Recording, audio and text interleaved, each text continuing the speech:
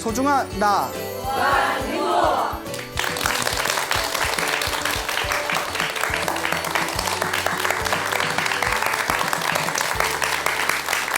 예, 만나서 반갑습니다. 예, 광우 스님이라고 합니다. 날씨가 많이 덥습니다. 그렇죠? 그래서 날씨도 덥고 해서 오늘은 난랑 특집을 준비했습니다. 그래서 귀신 이야기를 한번 해볼까 합니다. 여러분, 귀신 있을까요? 없을까요? 있어요? 또 뭐 다 또 없다고 생각하는 분들도 계실 거고요. 저도 솔직히 말씀드리면 저는 귀신을 한 번도 본 적이 없습니다. 그리고 보고 싶지도 않고요. 예, 여러분 귀신 보고 싶은 분 있으세요? 예, 그렇죠. 당연히 없겠죠. 근데 우리 주변에 보면 정말 그 상식으로는 도저히 설명할 길이 없는 미스테리한 또 사건들도 있기는 합니다. 그래서 저도 귀신을 본 적도 없고 보고 싶지도 않고 뭐 과거에는 귀신을 딱히 믿지도 않았지만 저도 또 이렇게 주변에 일어나는 어떤 신비스러운 어떤 상황이나 또 다른 어떤 스님들의 이야기를 들으면서 또 누군가의 경험담을 들으면서 아, 없다고 말하기도 힘들겠구나, 또 그런 어떤 생각이 들 때도 있고, 또 우리 불교에서는 또 돌아가신 분들을 우리가 영가라고 부릅니다. 들어보셨죠? 네. 그래서 돌아가신 어떤 죽은 혼령을 영가라고 부르는데, 또 실제로 영가들을 위해서 제사를 지내서 또 좋은 곳으로 천도시키는 의식이 실제로 있지 않습니까? 네. 그렇기 때문에 우리가 귀신을 본 적도 없고 영가라는 존재를 우리가 손으로 만져본 적도 없지만 또 우리가 보지 못했다 해서 없다고 말하기도 좀 애매할 것이다 라는 그런 생각을 해봅니다. 제가 군대에 있을 때 실제로 겪었던 일입니다. 제가 귀신 이야기를 하나 해드릴 텐데요. 그 군대에 있을 때 실제로 제가 겪었던 일인데, 제가 고등학교를 졸업하고 출가를 했습니다. 좀 빨리 출가를 했죠. 너무 빨리 출가한 것 같아요. 예, 뭐가 좋아서 그래 빨리 출가했는지. 고등학교 졸업하고 출가를 하고 이제 스님이지만 대한민국 국민인 이상 국방의 의무가 있습니다. 그래서 출가를 하고 이제 좀 몇 년 지나서 제가 이제 군대 입대를 하게 됩니다. 간혹 스님도 군대 가요? 이런 얘기 하시는데, 뭐 스님은 뭐 주민등록증 없나요? 군대 가야죠. 군대에 갔는데 제가 이제 사병으로 생활을 했어요. 그리고 강원도에 있는 그 부대에서 군 생활을 했는데, 강원도에 있는 군부대에 있는 군법당에서 군종병을 했습니다. 이제 군법당을 관리하는 그런 활동을 했는데요. 그러니까 이제 스님이었으니까 자연스럽게 이제 군법당 관리하는 군종병이 되었죠. 이제 군종병으로 이렇게 생활을 하고 있었는데, 저희 군법당을 관리해 주시는 원사님이 계셨어요. 그 뭐 군대 갔다 오신 분들은 원사라는 계급 아시죠? 근데 이제 우리 여성분들은 잘 모르실 것 같은데 무조건 예 하고 보내요. 예? 가만히 보면 습관이야, 습관. 자, 원사님이라고 굉장히 높은, 부사관에서 굉장히 가장 높은 계급이 있습니다. 이 원사님께서 그 불심이 깊으시고 법당의 일을 항상 솔선수범해 주시고, 그리고 법당 일을 아주 크고 작은 대소사를 챙겨주시던 원사님이 계셨는데, 어느 날이었어요. 오전에 원사님께서 불이 나게 법당에 오시더니 저를 급하게 찾으시더라고요. 그래서 왜 그러십니까 원사님? 딱 이랬더니 어제 난리가 났다는 거예요. 왜 그러십니까 했더니, 당신이 따님이 있는데 당신 딸이 서울에서 직장 생활을 합니다. 서울에서 직장 생활을 하다가 이제 휴일이 돼가지고 저녁에 퇴근을 해서 남자친구랑 함께 이제 뭐 내일 모레 며칠 휴일을 잡아놓고 밤 늦게 강원도로 이렇게 오고 있는 길이었대요. 남자친구랑 이제 부모님한테 소개도 할 겸. 근데 남자친구하고 같이 이제 강원도로 늦은 밤에 올라오는 길이었는데, 이제 길에 오고 있는데 그 타고 오던 차가 얼마 전에 새로 구입한 중고차였대요. 중고차였는데, 이러다 중고차값 떨어질까 걱정이네요. 중고차를 타고 이렇게 오는데 옆에 이제 자기가 딸이 운전하고 있었고, 옆에 이제 남자친구가 이렇게 졸고 있었대요. 이렇게 꾸벅꾸벅 졸고 있었는데, 이렇게 밤늦게 이렇게 강원도로 싹 길을 이제 중고차를 타고 하염없이 이제 홀로 길을 쫙 미끄러지듯이 가는데 뒤가 싸더래요, 뒤통수가. 시작도 안 했어요. 왜 그래? 왜 오버야? 시작도 안 했는데 왜 그래? 예? 시작도 안 했어요. 예. 자, 이제 그 뒤통수가 싸하더래요. 놀래가지고 왜 이렇게 약한 모습? 그래서 뒤통수가 싸해서 왜 이러지? 왜 이러지? 그래서 뭐 이렇게 좀 에어컨 틀어놓은 것처럼 싸해가지고 느낌이 있어서 이렇게 뒤를 이렇게 쳐다보는데 아무것도 없더래요. 왜 느낌인가? 내가 피곤해서 그런가? 계속 운전했는데 또 뒤통수가 꽤 싸하더래요. 목도리가 싸해서 왜 이러자고 백미러를 딱 봤는데 뒤에 웬 젊은 여자가 옆에 있는 창문을 이렇게 멍하니 이렇게 밖에 있는 창문을 쳐다보면서 앉아 있더래요. 놀래가지고 여러분들 같으면 그냥 급정거했을 거 아니에요. 그래도 군인의 딸이잖아요. 딱 침착하게 뒤를 싹 쳐다봤대요. 아무것도 없더래요. 또 운전을 하다가 얼마나 막 심장이 막 벌렁벌렁거리는 거죠. 뭐 대단해요. 근데 역시 유전자가 중요해요. 유전자가 군인의 딸이잖아요. 다시 백미러를 봤는데 그 여자가 하염없이 그 밖에 창문을 쳐다보면서 앉아 있더랍니다. 그래서 순간 이런 생각이 들더래요. 내 옆에 남자친구가 있으니까 남자친구를 깨워서 보라고 시켜야겠다. 남자친구 눈엔 안 보이고 내 눈에만 보면 내가 지금 굉장히 피곤해서 내가 뭔가 착각을 하거나 내가 무언가 좀 정신적으로 문제가 있나 보다.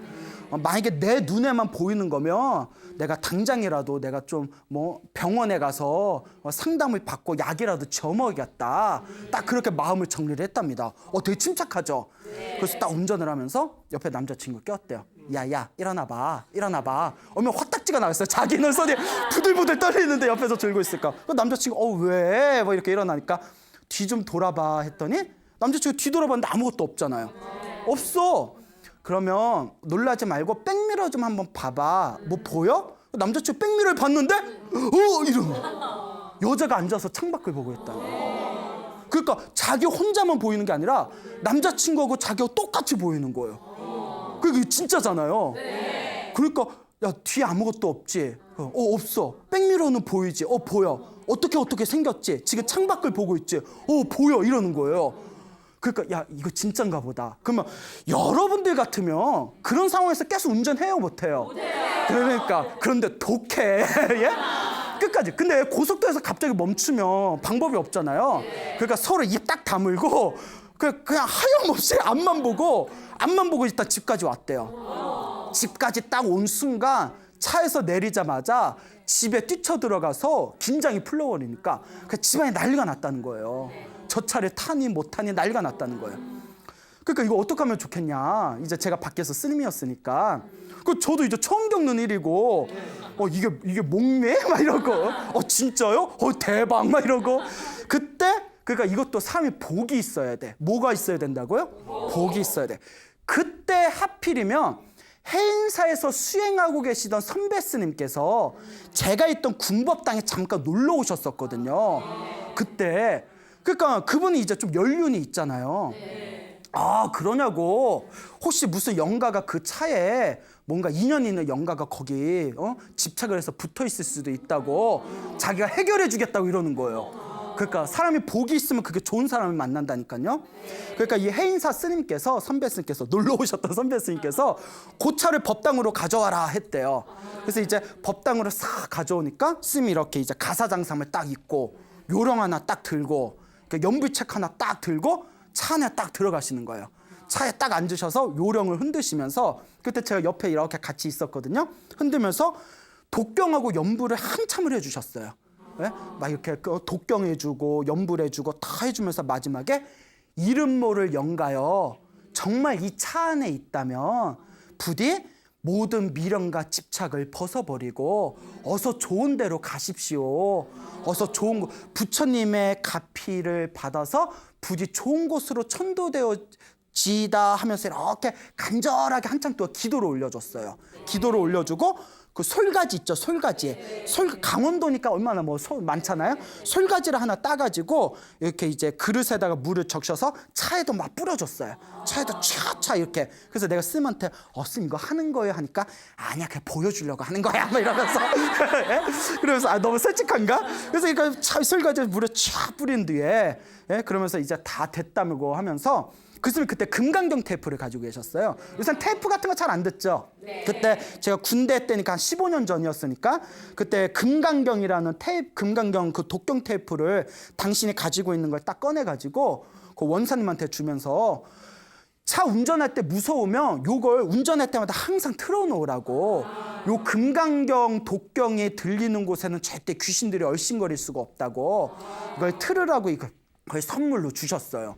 그러니까 일단 마음이나마 이제 편안해지잖아요. 그래서 원사님이 고맙다고 했는데 나중에 제가 그 안부를 여쭤보니까 그 차에서 우리가 독경해드리고 연불해드린 그 이후로 그 여자의 모습이 다시는 나타났다 나타나지 않았다.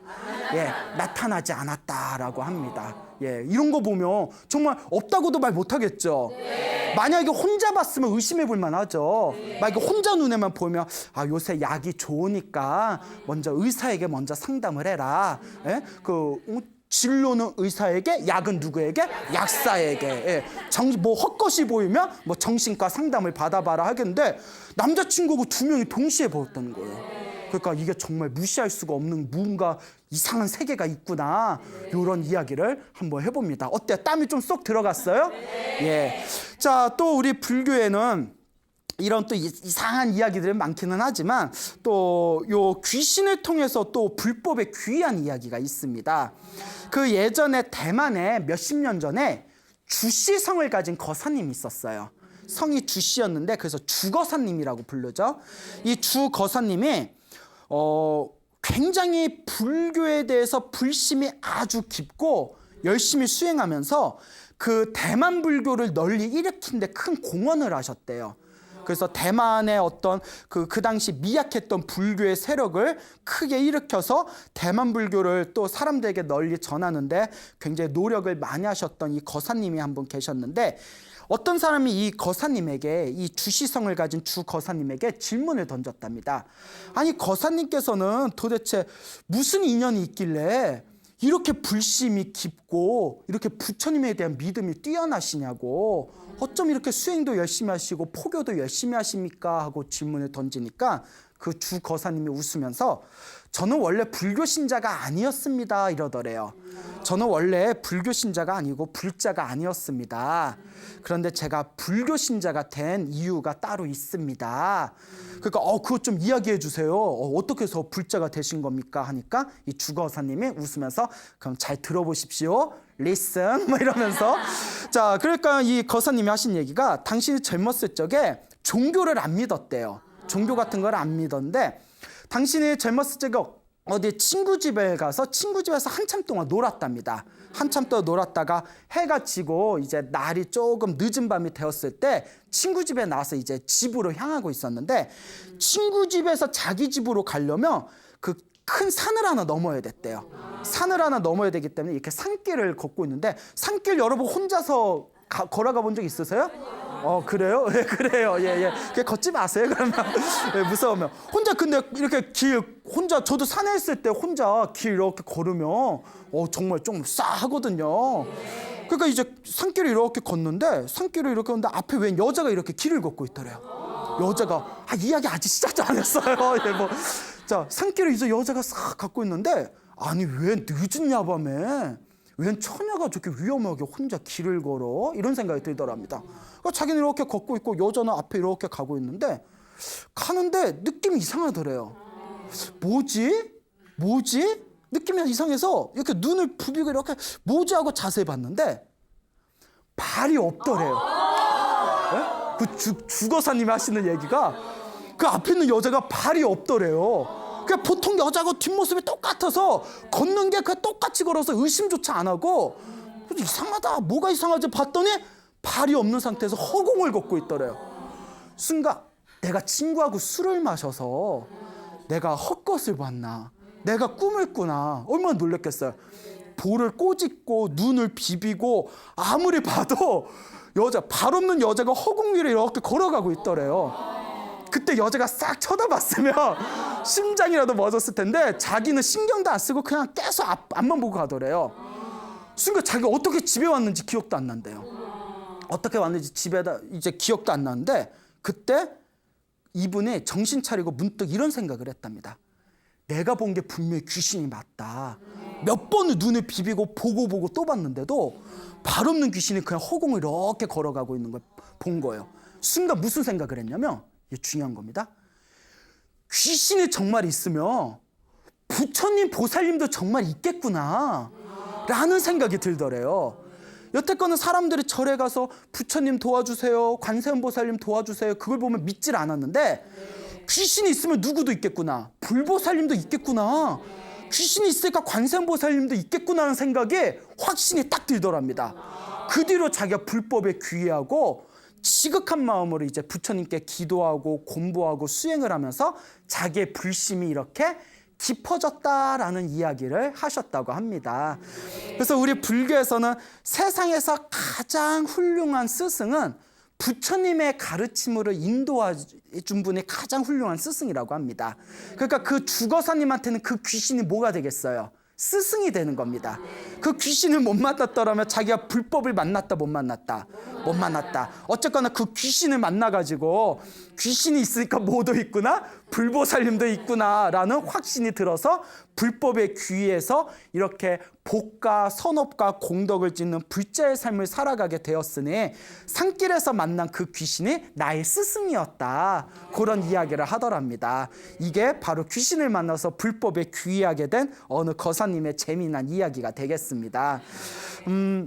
여러분, 이제 우리 주변에 보면 빙의라는 이야기가 있어요. 들어보셨죠? 뭐 귀신한테 씌우면 뭐 빙의가 됐다, 뭐 귀신한테 뭐 접신됐다, 뭐 이런 표현 쓰지 않습니까? 그래서 뭐 무당들은 신병이 있다, 그래서 뭐 빙의, 뭐 접신 이런 표현을 쓰는데 실제로 절에서도 뭐 그런 빙의라든가 접심 때문에 가끔 상담받으러 오시는 분들이 제법 돼요. 그러면 뭐 저희들은 이제 기도를 많이 하셔라, 그것도 다 내 업보니까 기도를 많이 하셔야 된다, 이렇게 상담을 드리는데 어느 불자님이 직접 겪으셨던 경험담입니다. 어느 노보살님이 계셨는데 초등학교 교사 출신이세요. 그래서 평생을 교사로 사시다가 정년퇴임을 하신 불심이 깊으신 그런 보살님이 한 분 계셨는데, 이분이 당신이 젊었을 적에 빙의가 된 적이 있었대요. 접신이 된 적이 있었대요. 그러니까 이제 빙의가 돼가지고 몸도 마음도 완전히 피폐해지고 얼굴도 완전히 새까맣게 타버리고 눈빛도 변해버리고 너무나 힘들고 괴롭더래요. 그러니까 이건 안 걸려본 사람은 몰라요. 또 걸려보고 싶지도 않고, 예. 그러니까 주변에서는 사람들이 자기가 큰 병이 걸린 줄 알고 엄청 걱정을 하는데 이게 창피해서 말도 못 하겠더래요. 네, 이분이 이제 고민을 하게 됩니다. 근데 여러분, 중요한 게 이런 어떤 영적인 문제를 닥쳤을 때는 스승을 잘 만나야 돼요. 누구를 잘 만나야 된다? 스승을 잘 만나야 돼. 이런 희한한 병에 걸렸을 때 잘못하다 사이비를 만나게 되면 재산도 날아가고, 몸도 날아가고, 마음도 완전히 날아가고, 그러니까 정법을 만나야 됩니다. 그러니까 이분이 고민하다가 이거 빙의 현상 때문에 사람들한테 창피해서 말은 할 수 없고 고민하다가 누가 추천을 해가지고 어느 큰 스님, 기도를 많이 하셨다는 큰 스님을 만나게 됩니다. 근데 다행히 이 보살님이 좋은 스님을 만난 거예요. 그러니까 이 큰 스님이 이렇게 딱 보더니 21일 동안, 37은 20일, 21일 동안 하루에 지장보살을 1000번씩 연불해라 라고 시켰대요. 지장보살. 불교선 지장보살이 지옥에 있는 중생을 제도하는 분이 지장보살이라고 하거든요. 그러니까 하루에 1000번씩 21일 동안 지장보살을 연불했대요. 지장보살 21일 동안 하라는 대로 다 한 뒤에 아무런 효과가 없더래요. 그래서 다시 큰 스님을 찾아갔대요. 그 큰 스님이 딱 이렇게 보더니 그러면 이제부터 내가 숙제를 내줄 테니까 내가 하라는 대로 해야 된다 하면서 뭐라고 하냐면, 아까 지장보살을 하루에 1000번씩 연불하라고 했잖아요. 네. 그 지장보살의 어떤 공덕과 가피에 대해서 이제 적혀 있는 경전이 우리 불교의 지장보살 본원경이라고 있어요. 줄여서 지장경이라고 하는데, 지장경을 100독을 읽어라라고 했대요. 100번을 읽어라. 그게 한 번 읽는데 2-3시간 걸리거든요. 이제 한글로 읽어야 뜻이 이해가 되죠. 그래서 한글로 그걸 이제 매일매일 읽을 때 100번을 읽고 100번을 읽을 때마다 천도제를 지내라. 내 몸에 이제 인연이 있는 그런 어떤 영가들이 다들 천도될 수 있게 천도제를 올려라. 근데 이제 천도제를 혼자서 개인이 천도제를 지내려면 뭐 과일값도 비싸고 재물도 비싸고 해서 경제적으로 좀 부담이 될 수 있으니까 이렇게 신도분들이 서로 이렇게 같이 시주를 모아가지고 올리는 합동천도제라고 있어요. 합동천도제는 좀 경제적으로 덜 부담스럽거든요. 그러니까 100번 지장경을 100번 읽은 뒤에 100번을 읽고 나면 항상 천도제를 올려라 라고 이렇게 숙제를 내줬답니다. 그리고 보살님이 이게 계속 지장경을 매일매일 읽었대요. 그 2-3시간씩 매일매일 읽었는데 그렇게 읽고 또 읽었는데도 별로 효과를 못 느꼈대요. 처음에는. 근데 이게 중요합니다. 대부분의 이 불자님들이 상담을 오시면 기도를 시키면 몇 번 기도해 본 뒤에 효과를 못 느끼면 중간에 멈추는 경우가 많아요. 근데 여러분, 우리가 나무로 불을 지필 때 쉬지 않고 계속 지펴야, 되든 안 돼도 손가락에 까질 때까지 계속 지펴야 그 나무에서 불이 확 올라오지. 하다가 안 되네 하고 멈추고, 하다가 안 되네 하다 멈추면 불이 붙어요, 안 붙어요? 기도도 똑같아요. 계속 밀어붙여야 되거든요. 그래서 처음에는 막 100번 읽고 천도제 올리고, 여러분 매일 지장경을 하루에 2-3시간씩 매일 읽어서 100번 읽는 게 보통 쉬운 게 아니거든요. 그런데 그걸 꾸준히 했는데 처음엔 효과를 못 느끼다가 자꾸 하다 보니까 확실히 마음이 좀 편안해지더래요. 마음이 편안해져서 자꾸 했는데 600독을 읽었답니다. 600번. 대단한 거죠? 600번을 읽고 6번째 천도제를 올렸대요. 근데 그날 밤에 드디어 꿈을 꿨답니다. 어떤 꿈을 꿨냐면 군인들이 나왔는데, 군인들이 희한한 게 하얀색 옷을 입고 있더래요. 뭐 해군인가? 예? 하얀색 옷을 입은 군인들이 기차를 타고 길을 떠나는데 그 기차가 끝이 없이 계속 기차가 줄지어서 멀리 떠나는 꿈을 꿨대요. 그래서 지장경을 600번을 읽고 6번째 천도제를 올린 뒤에 그 하얀색 옷을 입은 군인들이 기차를 타고 멀리 떠나는 꿈을 꾸고 나서 되게 좀 상태가 좋아졌대요. 좋아졌는데 완치는 안 됐더랍니다. 완치는 안 돼서, 그래서 여기서 큰 스님이 계속 멈추지 말고 더 해야 된다 해가지고 어쨌거나 계속 기도를 했답니다. 일단 마음은 많이 편안해지고 상태가 좀 좋아져서, 그래서 계속 기도를 하다가 드디어 3년 동안 지장경 1000번을 읽었대요. 여러분, 이게 지장경 1000번을 읽는 게 말이 쉬운 거지 일반인들은 평생 100번 읽은 분들도 드물어요. 그러니까 이분이 얼마나 간절했겠어요. 3년 동안 1000일 동안 1000번을 읽은 거예요. 그러니까 하루에 한 번은 꼬박꼬박 읽었다는 거죠. 그래서 1000번을 다 읽고 나서 이분이 이제 무슨 생각을 했냐면, 이제 지장경 기도 1000번 읽었으면 읽은 만큼 읽은 거잖아요. 지장경 기도는 여기서 이제 졸업하자라는 생각이 들더래요. 지장경 기도는 이제 졸업하고 이제 내가 수준을 높여서 법화경을 기도해야 되겠다라고 생각을 해서 지장경 1000번을 다 읽고 나서 마지막 10번째 천도제를 올렸대요. 10번째 천도제를 딱 올리면서 이제 마음속으로 이렇게 마음으로 기도를 올렸답니다. 어떤 기도를 올렸냐면, 나와 인연 있는 모든 영가들이시여, 이제 지장경 기도는 제가 여기서 졸업하겠습니다. 회양하겠습니다. 이제 이게 마지막 제가 올리는 천도제니까 어서 좋은 데로 다들 가십시오. 부디 좋은 데로 이제 천도되십시오 하고 간절하게 기도를 올렸대요. 그리고 이제 이분이 지장경 1000번을 읽고 천도제 10번을 올린 이제 이 마지막 회양을 조계사 대웅전에서 하기로 했답니다. 그래서 이제 지장경 1000번을 읽었고 자기가 처음에 다녔던 절에서 합동천도제도 10번을 다 올린 뒤에 이제 조계사 대웅전에 가서 조계사 대웅전에서 마지막 지장경을 이렇게 읽었대요. 마지막 지장경을 이렇게 읽고 이제 오늘로 이어서 지장경 기도는 완전히 제가 끝내겠습니다. 이렇게 마음으로 고하면서 지장경을 읽다가 갑자기 머리가 깨질 듯이 지끈지끈 아프더래요. 머리가 너무 심하게 아프면서 갑자기 몸이 달달달달달달 진동을 일으키더래요. 머리가 아프면서 막 진동을 일으키니까 얼마나 무서워요. 여러분, 갑자기 기도하고 있는데 막 머리가 막 망치로 깨질 듯이 아프고 몸이 막 달달달달달 진동 일으키면 여러분도 놀라지 않겠어요? 그 법당에서 자기가 조계사 대웅전에서 몸이 달달달달달 떨리면서 머리가 너무 아파서 너무 무서운 마음에 그 조계사 대웅전에서 다 합장을 하면서 부처님 제발 도와주십시오. 부처님 제발 도와주십시오.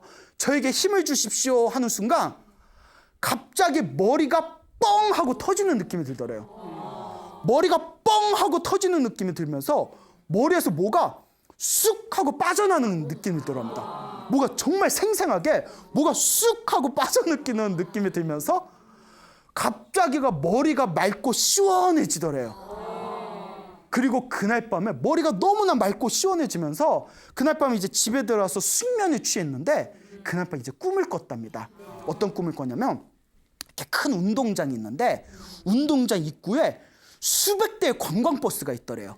네? 숫자를 다 헤아릴 수 없을 정도로 수백 대의 관광버스에 갑자기 운동장에서 숫자를 헤아릴 수 없는 엄청나게 많은 사람들이 우르르 나와가지고 그 수백 대 버스에 다 차더니 그 버스가 멀리 떠나는 꿈을 꿨대요.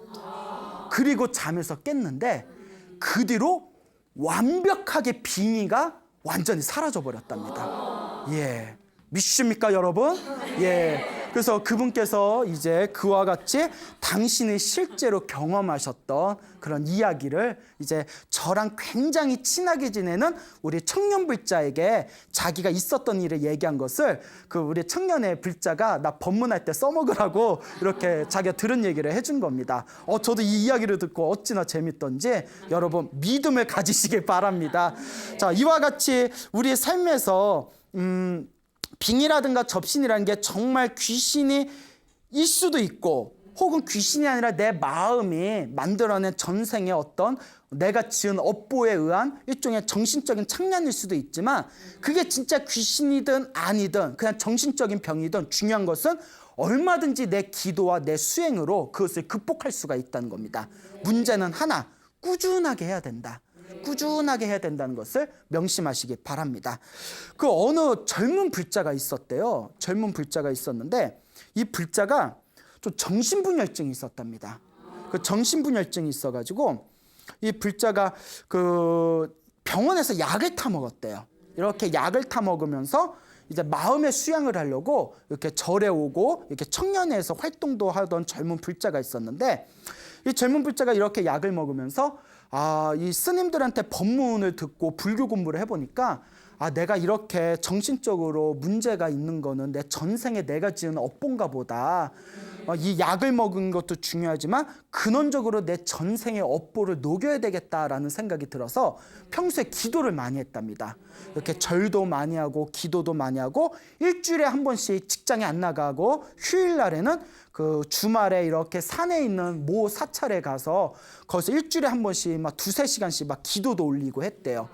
그냥 간절하게 그냥 기도를 올리면서 거룩하신 불보살님 전생에 제가 지은 죄업이 있다면 이 업보가 소멸되게 해주십시오. 저에게 바른 그런 어떤 가피를 내려주십시오 하고 하염없이 기도를 했는데 그렇게 열심히 기도를 한 지 한 2-3년이 지났을 때 어느 날 꿈을 꿨대요.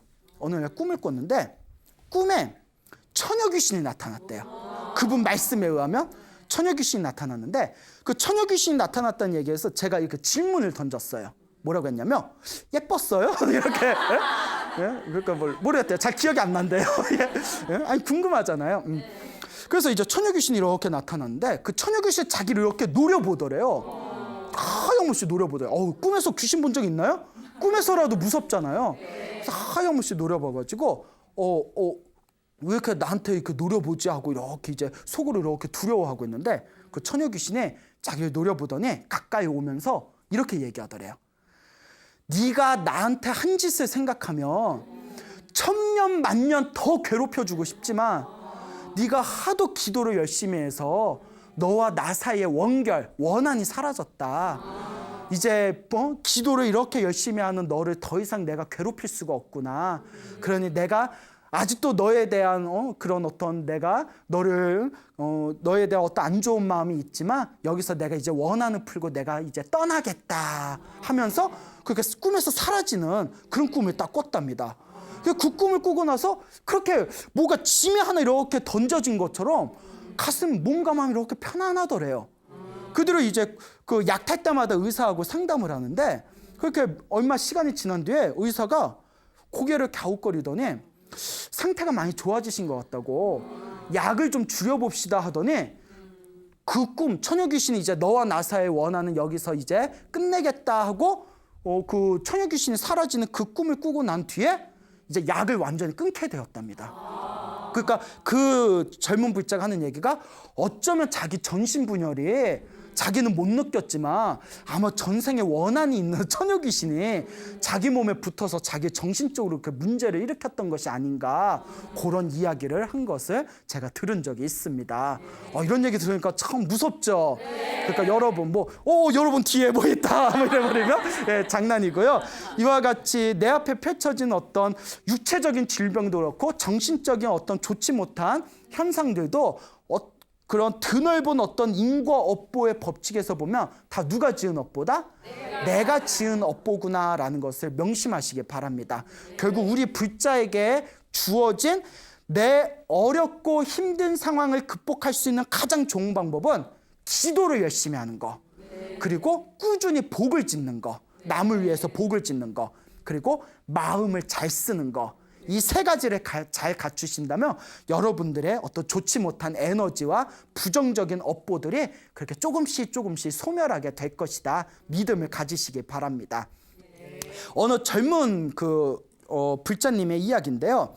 이 불자님이 어렸을 때부터 굉장히 불심이 깊은 집안에서 자랐다고 합니다. 불심이 깊은 집안에서 자라고, 그리고 이분께서 또 공무원 생활을 하셨대요.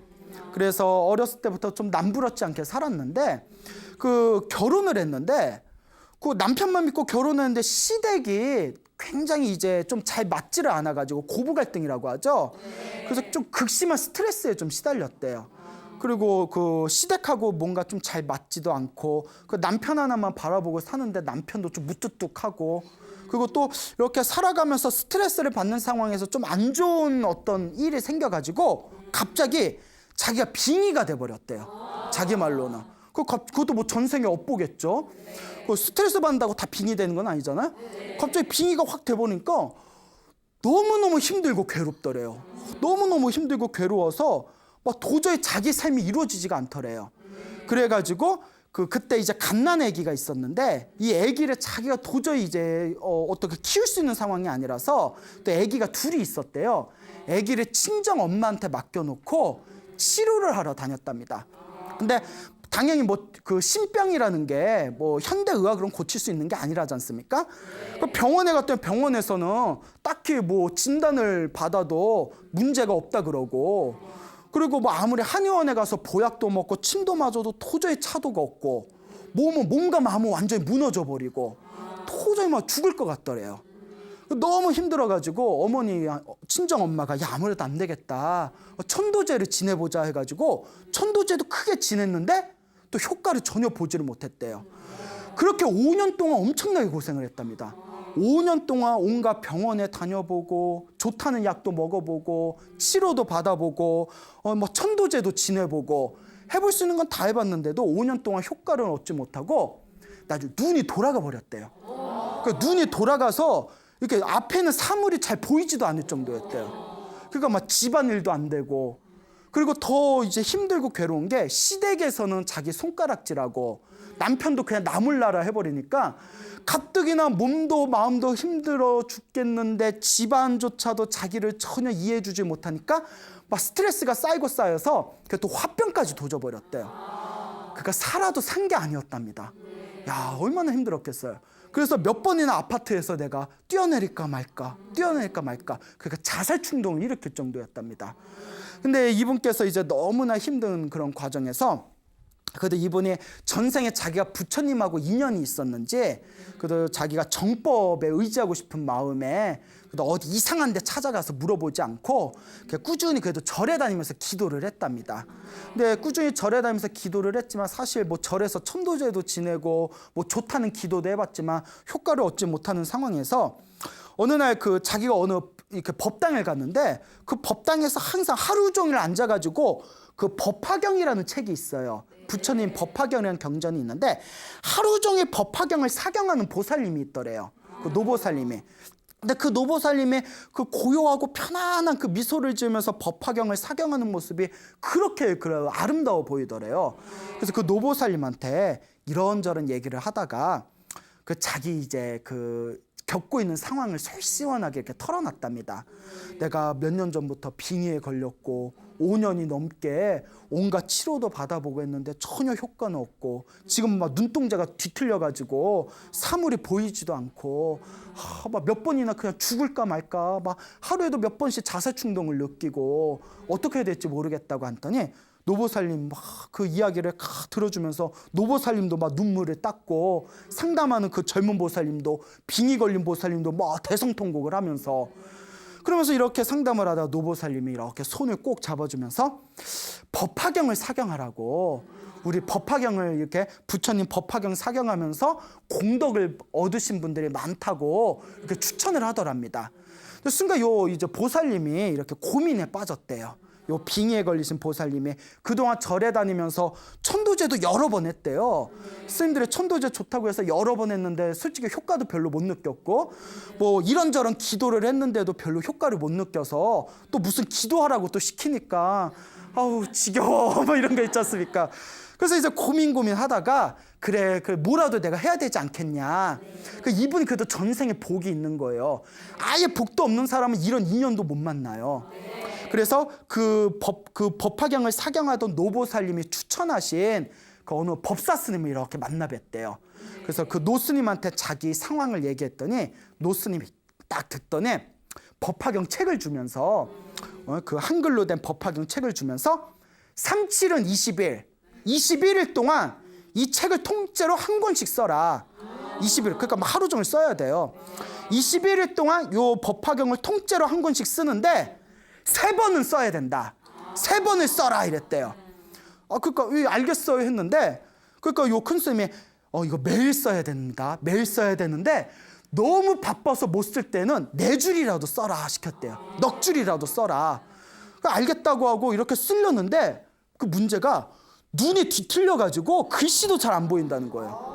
눈이 이제 뒤틀리니까 글씨도 잘 안 보여 쓰려니까 막 눈이 쓰리고 아프고 그래서 넉 줄이라도 쓰라고 했으니까 딱 넉 줄만 쓰고 그냥 이렇게 엎드려 버렸대요. 근데 이분이 자꾸 억지로 잠이 드는 버릇에 빠지게 된 게 잠자는 순간만큼은 더 이상 좀 괴로움이 덜하니까 그 일종의 현실 도피가 되는 거죠. 그러니까 돈이 많은 사람은 막 약물 같은 데 빠져들고 뭐 돈 없는 서민들은 그냥 수면제 같은 거 먹고 자꾸 잠만 들고 그러니까 집안일이 꼴이 아니라는 거예요. 그러니까 집안도 엉망이고 애들도 막 그냥 애들도 나몰라라 해버리고 그 집안일이 다 엉망이 돼버리니까 아우 내가 이러면 안 되겠다 해가지고 그냥 아픈 눈을 부여잡고 죽기 살기로 썼답니다. 그러니까 여러분 기도를 하려면 이렇게 좀 도끼가 있어야 돼요. 예? 아이고 기도 마음이 중요하지 뭐 이러면서 기도하다가 말다 하면 이게 밥도 죽도 안 돼. 물론 안 하는 것보단 낫지만 그래서 제 주변의 불자님들 중에 어떤 인생의 극한에 그렇게 다다랐을 때 기도로서 자신의 운명을 바꾼 분들의 이야기를 들어보면 정말 지독하게 기도하신 분들이거든요. 100일 동안 하루에 3,000배씩을 했다거나 하루에 연불을 3만 번씩 100일 동안 했다거나 금방 말한 법화경이나 법화경 같은 책을 엄청나게 몇백 권씩 썼다거나 금강경을 하루에 10번씩 20번씩 읽었다거나 이렇게 지독하게 기도하신 분들이 뭔가 엄청난 힘을 받더라고요. 그러니까 이분도 내가 그냥 죽기 살기로 지금 살아도 내가 산 게 아니다. 죽기 살기로 써보자 해가지고 억지로 3번을 겨우 썼대요. 3번을 억지로 썼는데 빙의가 치료되지는 않았지만 눈동자가 좀 돌아왔대요. 너무 신기하다. 눈동자가 돌아와서 이제 글씨가 좀 보이더랍니다. 눈동자가 돌아와서 글씨가 보여서 그래 이제 한번 내가 꾸준히 써보자 해가지고 계속 쓰는데 법화경을 이제 그 사경을 하시던 선배 되는 불자님이 그 자기가 빙의 때문에 법화경 쓴다는 얘기를 듣고 실은 나도 빙의가 있었는데 법화경을 12번을 쓰고 나서 빙의가 사라졌다. 그러니까 12번 한번 끝까지 써봐라. 그 말에 막 힘을 얻어가지고 계속 써서 그 21일 3주에 한 번꼴로 해가지고 12번을 결국 썼대요. 12번을 딱 쓴 순간 빙의가 났다 안 났다? 아직 안 났대요. 안 났대요. 안 났대요. 뭐든지 이야기는 반전이 있어요. 그러니까 12번만 쓰면 날 줄 알았는데 12번 써도 안 나니까 이분 약간 시리에 빠졌대요. 왜? 그러면서 속으로 10년 동안 고생을 했는데 빙의 때문에 10년 가까이 고생을 했는데 12번 썼다고 나았겠냐. 내가 좀 더 해야 되겠다 해가지고 계속 썼답니다. 계속 써서 20번까지 썼대요. 또 20번까지 썼는데 대단한 거예요. 그래서 여러분들 나중에 혹시 기회가 돼서 써보면 알겠지만 한 번 쓰는 것도 힘들어요. 20번을 쓰고 나서 마음이 많이 편안해지고 상태가 좋아지긴 했는데 역시 효과를 못 봤대요. 그때 엄청난 슬럼프가 왔답니다. 써봤자 효과도 없는 것 같고, 큰 스님은 3번 쓰면 된다는데 3번 써도 효과 못 받고, 12번 쓰면 된다고 어느 보살님이 얘기했는데 12번 써도 효과 없고, 20번 쓰니까 마음은 편안해지고 상태는 좀 좋아졌는데 역시 완치는 안 되고, 슬럼프가 엄청나게 쓰나미같이 밀려와가지고 포기하는 상황이 왔대요. 그러다 여기서 포기하면 죽도 밥도 안 되는 거예요. 내가 이거 아니면 뭘 하겠냐, 할 것도 없는데 한번 계속 해보자고 이를 악물고 몇 번이나 중간에 펜을 놓고 싶은 그 마음을 억지로 부여잡고 30번을 썼답니다. 30번을 쓰는 순간 몸과 마음이 편안해지고 뭔가 자기 상태가 굉장히 좋아진 게 느껴졌대요. 그리고 33번을 쓴 순간 몸과 마음이 아주 고요하고 편안해지면서, 그리고 자기를 괴롭히고 있던 아주 극심했던 빙의로 인한 두통이 싹 사라져 버렸답니다. 그 주변에서도 자기를 보는 눈길이 바뀌었대요. 뭔가 상태가 너무 좋아졌다고. 그때 33번을 딱 마치는 순간 확실한 어떤 효과를 보면서 그래, 진짜 이거다라는 확신을 가지고 쓰고 써서 50번을 채웠답니다. 여러분, 책 한 권을 50번 필사를 한 건 대단한 겁니다. 50번을 쓰고 나서 자신의 삶을 뒤돌아본 순간 빙의에서 완벽하게 치료가 됐답니다. 그리고 이분께서는 이제 더 이상 빙의를 치료하기 위해서, 접신을 치료하기 위해서 사경을 하는 것이 아니라 부처님의 은혜를 갖기 위해서, 자신의 수행을 위해서 지금은 108번을 쓰는 걸 목표로 지금도 사경을 하고 있다고 합니다. 자, 이와 같습니다. 여러분, 만약에 어떤 보이지 않는 영적인 혹은 정신적인 문제 때문에 고생하시는 분들이 있다면 단순하게 생각하십시오. 그것도 내가 전생에 지었던 나의 빚입니다. 전생에 지었던 나의 업보를 풀 수 있는 숙제는 하나밖에 없습니다. 여러분, 기도하고 복을 짓고 마음을 잘 쓰시기 바랍니다. 기도하고 또 기도하고 또 기도해서 여러분들의 업보가 소멸되고 여러분들의 업장이 진정으로 참회가 된다면 여러분들 삶에 새로운 아름다운 행복과 희망이 솟구치게 될 겁니다. 여러분 믿습니까? 네. 여러분 행복해지고 싶습니까? 네. 행복한 삶을 창조하고 싶습니까? 네. 복을 지으십시오. 선업을 지으십시오. 공덕을 쌓으십시오. 복과 선업과 공덕이 여러분들을 진정한 행복의 길로 이끌어 줄 것입니다. 오늘 여기서 마치겠습니다. 소중한 나 무한 행복.